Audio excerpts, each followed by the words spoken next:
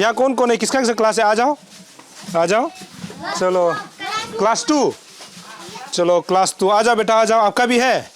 देखो हालत देख लो, कैमरा पर्सन दिखाएंगे। ये हालत ये है, बच्चे यहाँ पढ़ते हैं और ये जो है इंडिया गेट बना दिया है। इंडिया गेट मतलब यहाँ बच्चे पढ़ रहे होते हैं, टीचर या फिर मिस जो है पढ़ा रही होती है, तो यहाँ से दूसरे क्लास के बच्चे यहाँ से आएंगे, तो ये तो इंडिया गेट बना दिया। कैमरा पर्सन अगर आप बाहर आके दिखाएंगे तो ये है, ये हालत ये है। मतलब ये कहीं मैं दूर दराज इलाका का एक वीडियो नहीं बना रहा हूँ, दरअसल ये कैपिटल रीजन का स्कूल का हालत है, सरकारी स्कूल का हालत है।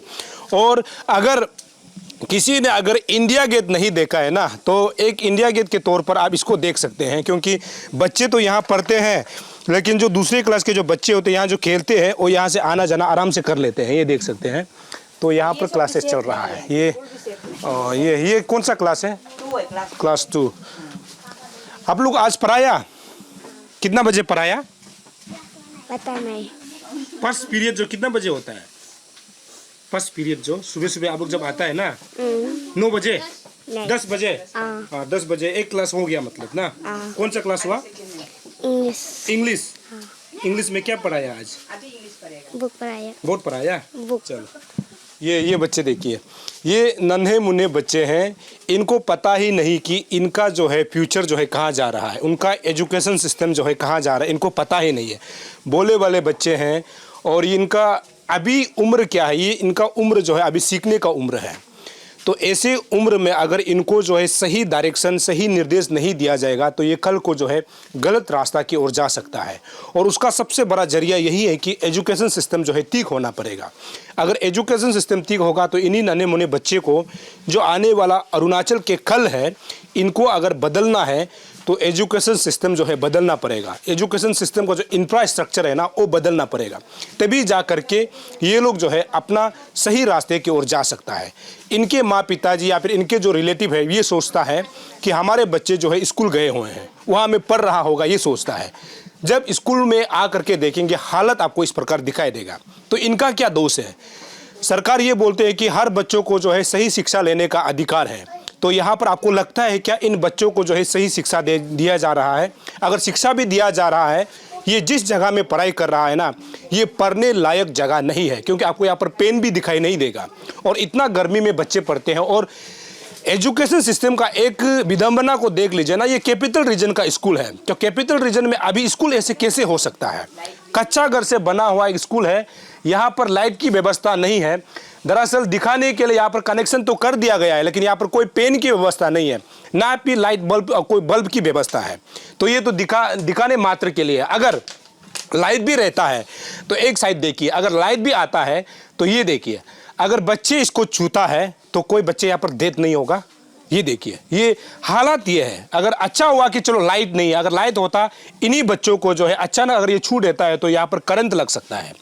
तो सिस्टम ये है। तो अभी हम लोग क्या बोल सकते हैं कि अरुणाचल का जो सरकारी जो मंत्री है ना, अभी इलेक्शन आ रहा है, तो इलेक्शन के लिए पैसा खर्च करते हुए जगह जगह में जो है ज्वाइनिंग प्रोग्राम चलता है, यानी कांग्रेस से भाजपा, भाजपा से कांग्रेस या फिर अलग अलग पार्टी में ज्वाइनिंग कार्यक्रम चल रहा है।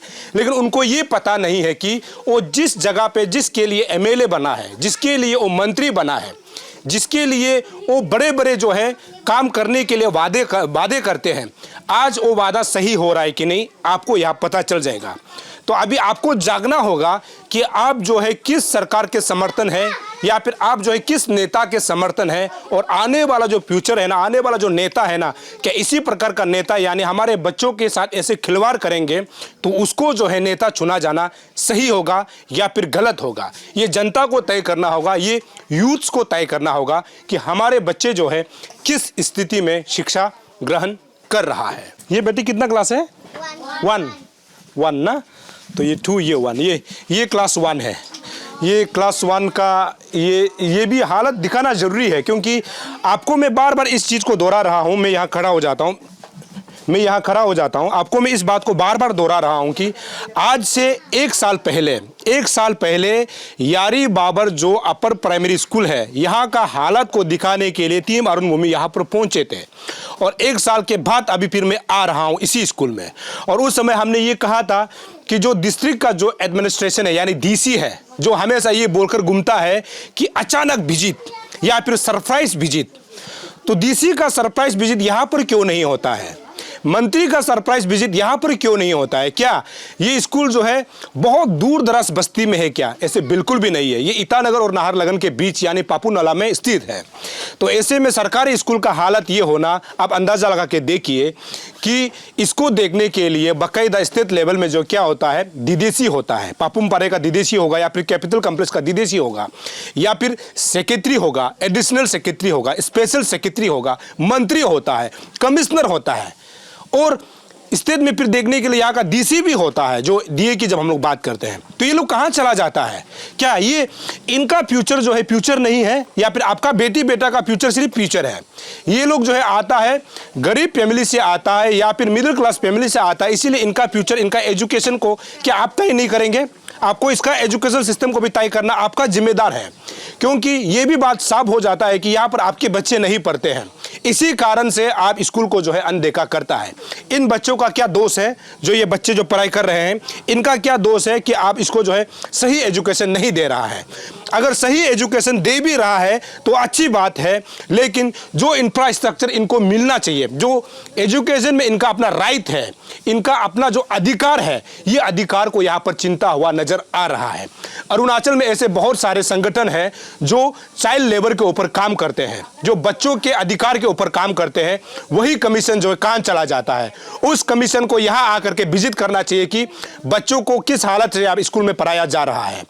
और बात को कर करके यही बात में सीमित हो जाता है कि जो बड़े बड़े अधिकारी है, जो बड़े बड़े ऑफिसर है, बड़े बड़े कॉन्ट्रैक्टर है, बड़े बड़े बिजनेसमैन है, बड़े बड़े नेता है, बड़े बड़े स्टूडेंट्स यूनियन के प्रेसिडेंट सेक्रेटरी के बच्चे यहाँ पर नहीं पढ़ते या फिर उनके बेटा बेटी, उनके रिलेटिव्स यहाँ नहीं पढ़ते, इसीलिए ये लोग जो है ऐसे स्कूल को अनदेखा किया जाता है। ये देखिए ऐसे हालात में स्कूल कैसे पढ़ेंगे? जो अरुणाचल प्रदेश में बड़े बड़े जो स्टूडेंट ऑर्गेनाइजेशन है ना, वो ये बोलता है कि बच्चों के शिक्षा के ऊपर ध्यान देंगे, स्टूडेंट के एजुकेशन पर बल दिया जाएगा। तो यहाँ पर आपको साफ पता चलेगा कि क्या अरुणाचल में जितना स्टूडेंट ऑर्गेनाइजेशन है ये सही मायने में स्टूडेंट के लिए काम कर रहा है क्या? आपको यहाँ साफ पता चल जाएगा। कोई भी स्टूडेंट ऑर्गेनाइजेशन ऐसा नहीं है जो बच्चों के फ्यूचर के लिए सोचता होगा, आपको यहाँ पता चल जाएगा। मैं इस बात को बार बार जिक्र कर रहा हूँ कि ये स्कूल जो है ना दूर दराज गांव का नहीं है, दरअसल ये कैपिटल रीजन का स्कूल है। यारी बाबर जो अपर प्राइमरी स्कूल है, आज से हमने एक साल पहले इसी स्कूल का हमने अपडेट आप सभी को दिया था, लेकिन स्कूल में कोई परिवर्तन नहीं है। बच्चे आज भी इसी प्रॉब्लम में अपना शिक्षा को ग्रहण कर रहा है। इसका जिम्मेदारी कौन लेगा? आगे आपको दूसरे जगह के बारे में हम बताते हैं। अभी आपने 2 क्लासरूम के बारे में जाना, जिस क्लासरूम को हमने एक साल पहले आप लोगों के लिए कवरेज चलाई थी। यहाँ पर बार बार इस बात को दोहराना बहुत जरूरी है कि ईयर ऑफ द एजुकेशन, और हमेशा कैबिनेट में ये डिस्कस किया जाता है कि एजुकेशन सिस्टम को रिफॉर्म में लाएगा। मुख्यमंत्री पेमा खांडू के नेतृत्व में ये कहा जाता है कि जो एजुकेशन सिस्टम है इसको रिफॉर्म में लाएगा बोलता है। चलो अच्छी बात है। ये केवल एसी रूम में बैठ करके अगर आप जो है ये बोलता है कि एजुकेशन सिस्टम को रिफॉर्म में लाएगा, ऐसे बोलने से नहीं होगा। आपको ग्राउंड में उतरना पड़ेगा। यदि सीएम अगर ग्राउंड में नहीं उतरता है तो सरकार में बैठे हुए जो एजुकेशन मंत्री है उसको ग्राउंड में उतरना पड़ेगा, या फिर जो एजुकेशन सेक्रेटरी है, कमिश्नर है, डीडीसी है, या बहुत कैपिटल रीजन में अलग अलग एजुकेशन सिस्टम को देखने वाले लोग हैं, इनको उतरना पड़ेगा कि हकीकत क्या है।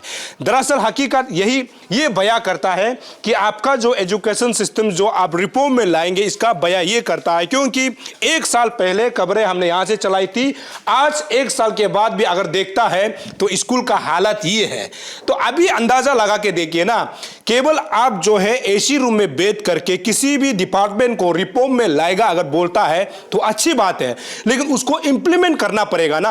आपका अधिकारी जो है, आपका ऑफिसर जो है, ग्राउंड में उतरना पड़ेगा। ग्राउंड में उतर के जब आप देखोगे और एसी में बैठ करके डिसीजन लेने से आपको पता चलेगा कि ग्राउंड रियलिटी क्या है, और एसी में बैठकर बात करने से क्या होगा आपको साफ पता चल जाएगा।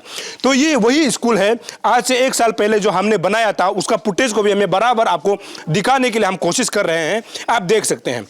कोई भी अंदाज़ा लगा के देखिए, अगर कोई सोचते हैं तो और देखता भी है तो ये मतलब इमेजिन में भी नहीं आएगा कि कैपिटल रीजन में क्या सरकारी स्कूल का हालत ऐसे हो सकता है क्या। मतलब कैपिटल रीजन में अरुणाचल प्रदेश का राजधानी ईटानगर में एजुकेशन सिस्टम जो है ये है, यानी एजुकेशन का जो इंफ्रास्ट्रक्चर जहाँ पर बच्चों को पढ़ाया जाता है उसका हालत ये है।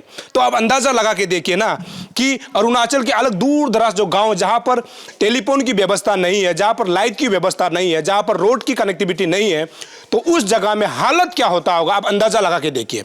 और हम कई बार जब स्कूल में विजिट करते हैं हम बोलते हैं कि टीचर जो है समय पर नहीं आता है, तो कभी कभी इस बात को भी समझना पड़ेगा ना, जो टीचर यहाँ पर नियुक्त है उनको ऐसे हालत में बच्चों को पढ़ाते हुए भी कैसे लगता होगा, ये भी तो एक सोचने वाला बात है। जब आप टीचर को नियुक्त किया जाता है तो टीचर के लिए भी सोचना पड़ेगा ना कि टीचर के लिए सही इंफ्रास्ट्रक्चर हो, टीचर को रेस्ट करने का जगह सही हो, और टीचर को ऐसे इन्वायरमेंट में पढ़ाने के लिए बोला जाता है, और ऐसे इन्वायरमेंट में टीचर अगर पढ़ाते हैं भी तो कैसे पढ़ाएंगे, ये भी तो सोचना होगा ना। ऐसे नहीं है कि आपने टीचर नियुक्त कर और सरकारी सैलरी दी जाती है, आपको पढ़ाना ही है। तो ऐसे हालत में कोई भी टीचर या फिर मैडम पढ़ाती है, उनके लिए भी तो सोचना पड़ेगा ना कि किस हालत में वो बच्चों को पढ़ा रहे हैं। ये आप देख सकते हैं। इस जगह का भी हमने, बेटा ये कितना क्लास है? क्लास 3। आप लोग को यहाँ दिक्कत होता है? पानी तो है ना, पानी दिक्कत नहीं होता है। चलिए इन बच्चों को कम से कम दिक्कत तो नहीं होता है, लेकिन मतलब पता नहीं कैसे ये इस हालत में पढ़ने के लिए शायद उनको आदत हो गया, इसलिए उनको दिक्कत नहीं है। लेकिन मैं दिखाने की कोशिश करूंगा, ऐसे हालत में भी बच्चे बोल रहे हैं कि इनको पढ़ने के लिए दिक्कत नहीं है। मतलब स्कूल में जो क्लासरूम में जो है पानी आप देखेंगे, यहाँ पर आप देख सकते हैं हर जगह जो पानी है, और टेबल बेंच में आप देखेंगे तो टेबल बेंच सरने का भी कारण यही है कि पानी जो है स्टेगनेंट हो जाता है, यहाँ पर आ जाता है, जिस कारण से यहाँ पर बच्चों को पढ़ने के लिए दिक्कत होती है। ये आप देख सकते हैं। यहाँ पर टीचर को आके जब पढ़ाते हैं उस समय रेस्ट के लिए ये कुर्सी रखा जाता है, तो कुर्सी का हालत ये है। बच्चे ऐसे हालत में अगर पढ़ेंगे भी तो कैसे पढ़ेंगे, अगर पढ़ता भी है तो इसके वजह से उनको जो है बीमारी हो सकता है, यानी स्कूल के वजह से, मतलब इस जो पानी जो घुसने के कारण से उसको हो सकता है। ये दरअसल आपको लगेगा कि यहाँ पर जो है ये जो आप देख रहे हैं ये स्कूल है। मतलब एक समय ये क्लासरूम यहाँ पर चला करता था, यानी 1 साल पहले, लेकिन अभी तक हालत वही है। ये मैं कैमरा पर्सन को आप दिखाएंगे तो आपको पता चलना, मतलब व्यवस्था नहीं है, क्योंकि पूरा पानी भरने के वजह से आपको यहाँ का नज़ारा आपको दिखाई देगा। ये है, आगे हम लोग चलेंगे यहाँ पर, ये देखिए मतलब पूरा क्लासरूम का हालत ये है। तो ऐसे में एजुकेशन को देखने वाला जो एसी में जो बेच रहा है वो कहाँ चला जाता है? डिस्ट्रिक्ट में जो डीसी है, कैपिटल रीजन का जो डीसी है, वो कहाँ चला जाता है? यहाँ पर क्यों नहीं आकर के विजिट करता है? ये देखिए बच्चे ऐसे हालत में कैसे पढ़ेंगे ना। यहाँ पर डेस्क की, क्योंकि डेस्क टेबल की व्यवस्था तो नहीं हो सकती क्योंकि सब निकाल दिया गया है। तो ये है स्कूल का हालत। अगर ये देखेंगे तो 1 साल पहले जब हम लोग आए थे उसको अगर देखा जाए तो अभी तक कुछ भी परिवर्तन नहीं हुआ है। इसका मतलब ये समझे कि जो एजुकेशन डिपार्टमेंट है, जो सरकार यानी स्टेट गवर्नमेंट जो चला रहे, स्टेट को जो चला रहे हैं, उनका जो है मतलब ना बोलना है, ना सुनना है, ना देखना है। तो हालत ये है, क्योंकि आपसे यहाँ साफ पता चल जाता है ना, कुछ भी इस चीज़ को जो है ध्यान में दिया नहीं जा रहा है। यहाँ के जो हेडमास्टर इंचार्ज से हमने जानना चाहा, लेकिन उनका ये कहना है कि 1 साल में कुछ परिवर्तन ही नहीं हुआ है, तो बात करके भी तो फ़ायदा नहीं है। ये इस बात को इसीलिए मैं दोहरा रहा हूँ क्योंकि 1 साल पहले हम लोग यहाँ आया था तो हमने ये सोचा कि यहाँ पर कुछ परिवर्तन आया होगा, लेकिन परिवर्तन बिल्कुल नहीं है। लेकिन एक तो ये अगर देखेंगे यहाँ पर एक रूम है, ये लास्ट ईयर जो जब हम लोग आए थे उस समय नहीं थे, हमको ये बताया गया कि ये क्लासरूम के लिए बनाया गया था, लेकिन टीचर जो है रूम, टीचर जहाँ पर रेस्टिंग के लिए जगह कमी होने के वजह से इसको जो है टीचर जो रेस्ट रूम के लिए बनाया गया है। चलो अच्छी बात है, कम से कम एक चीज़ तो स्ट्रक्चर तो खड़ा कर दिया कि दिखाने के लिए।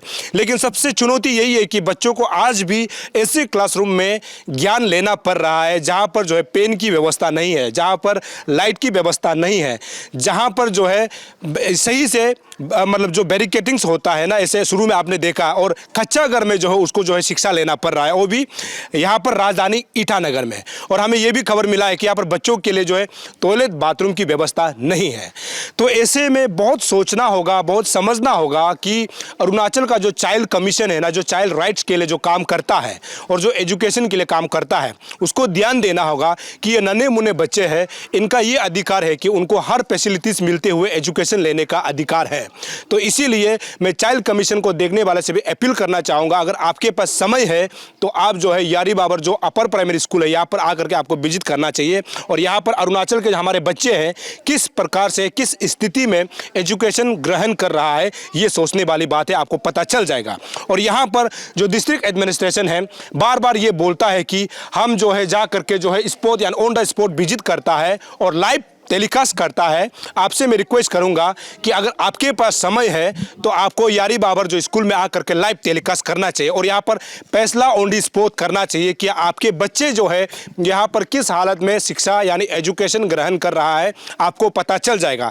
लास्ट टाइम यानी 1 साल पहले भी हमने डीए को कहा था, यानी डिस्ट्रिक्ट एडमिनिस्ट्रेशन को हमने कहा था कि आपके पास समय हो तो आप यहाँ पर विजिट कीजिए, लेकिन खबर ये मिला है कि अभी तक डीसी के तरफ से यहाँ पर विजिट नहीं हुआ है। यहाँ पर विजिट करना चाहिए, आपको यहाँ का जो है हकीकत यानी दूध का दूध पानी का पानी पता चल जाएगा, आपको आना चाहिए।